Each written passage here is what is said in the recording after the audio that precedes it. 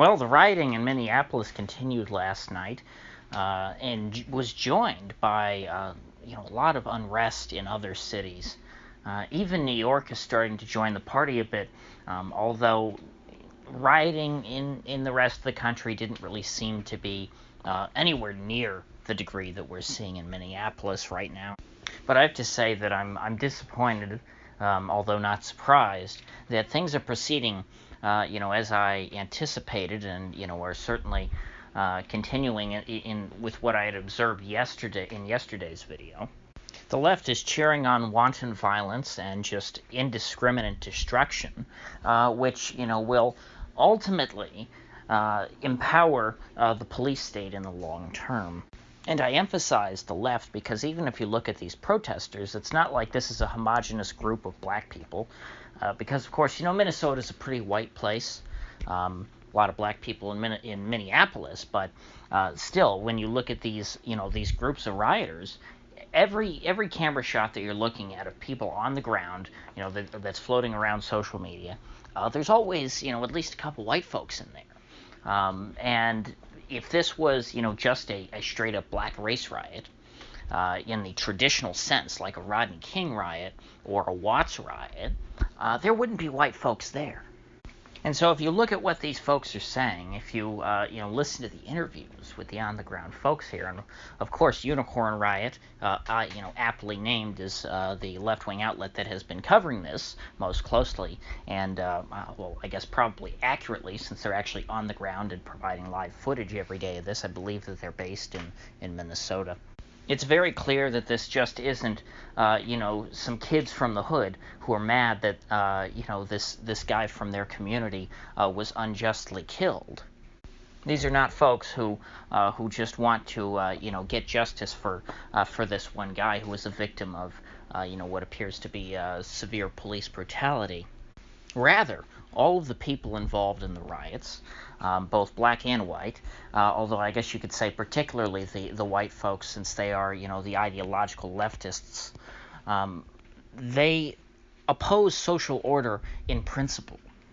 Whereas if you look at someone who's just out there trying to protest against police brutality, they're actually protesting in favor of social order, because they're saying, hey, we want the cops to be held to the same standard as every other citizen. We don't want anybody to be above the law, that kind of thing. That's, what you would get if this was a protest against police brutality. But instead, what you are getting is an uprising not against law enforcement, but against the very idea of the law.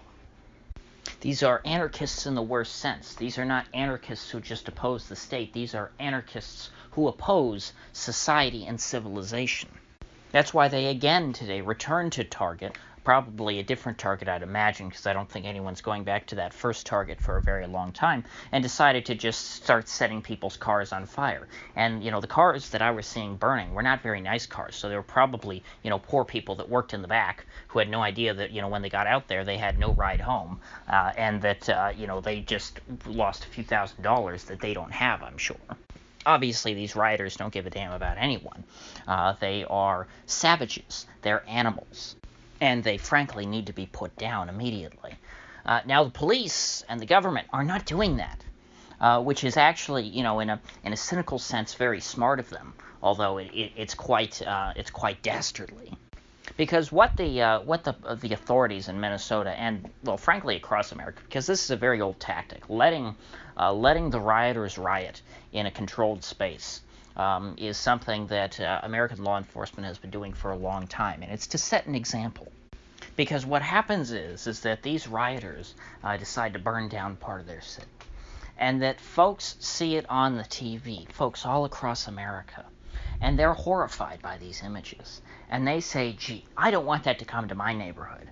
And what do? Is they cry out for help from the police. They become more loyal to the cops. They grow to cherish them, and they're much less likely to question them. Even if the cops do bad things sometimes, they'd much rather have the cops around than not have them around. Because what did the cops do? Very visibly, last night, when the 3rd police precinct was attacked in Minneapolis, which is where these 4 officers who were involved in this guy's death, the George Floyd death, when the rioters eventually, which you would think this would be the first target if there was going to be a riot over this, but instead, of course, they went shopping first. But finally, last night, the rioters got to the 3rd Police Precinct and started attacking it. Well, what did the cops do? They got in their cars and they left in a very orderly fashion. They got out of Dodge. They ran away with their tails between their legs.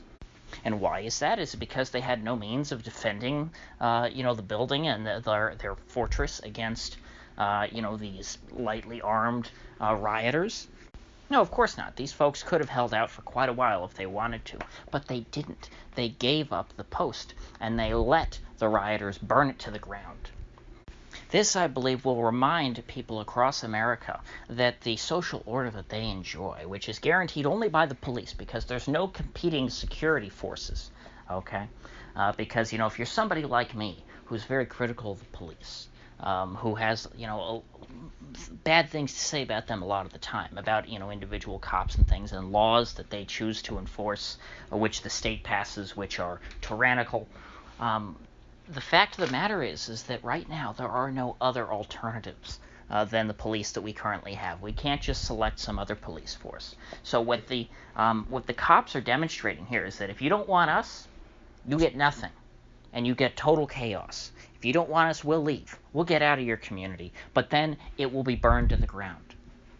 Whereas had they done the opposite, had they tried to protect local businesses, the local communities, had they broken up this riot, had they cracked some skulls and put an end to this violence, the cops would have looked like the bad guys. Even though in this case they probably wouldn't have been.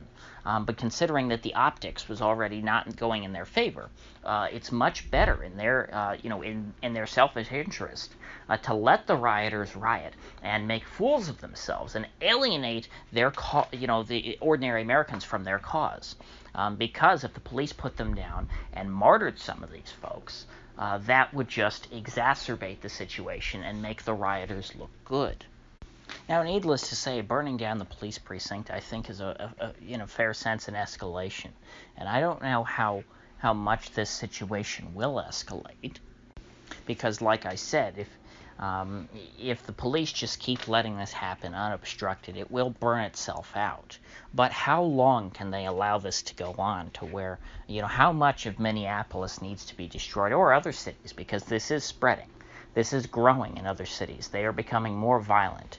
Apparently, shots were fired in Denver last night, but that is, the least of, or that was the worst of it.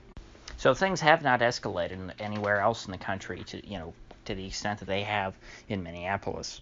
So that's what I'm watching for right now. As this goes on, will it burn itself out? And if not, at what point did the police step in and try to put a stop to all of this chaos? And when they do they end up sort of giving the rioters, a new lease on life? Do they put some wind in their sails?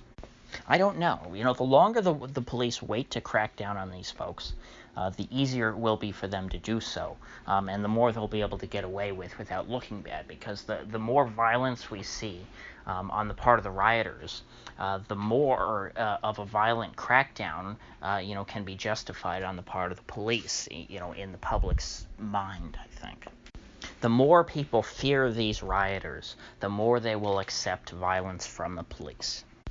Now, your left-wing activist types seem to really be pushing this as a national movement. They want to promote riots like this across the country.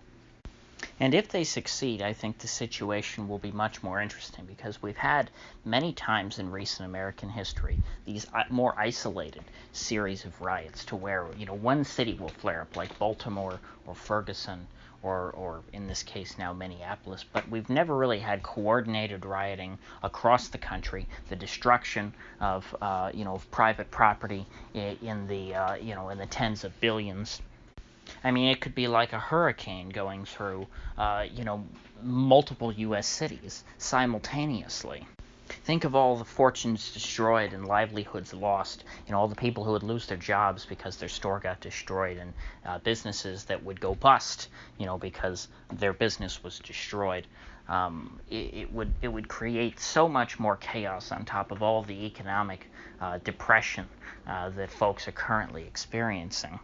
But we'll just have to wait and see. So if you gained anything of value out of this video, I'd appreciate you clicking that like button and sharing this video. And if you haven't already, please do subscribe, because I do upload every day and I'd hate to have you miss one. So I'll see you folks back here tomorrow.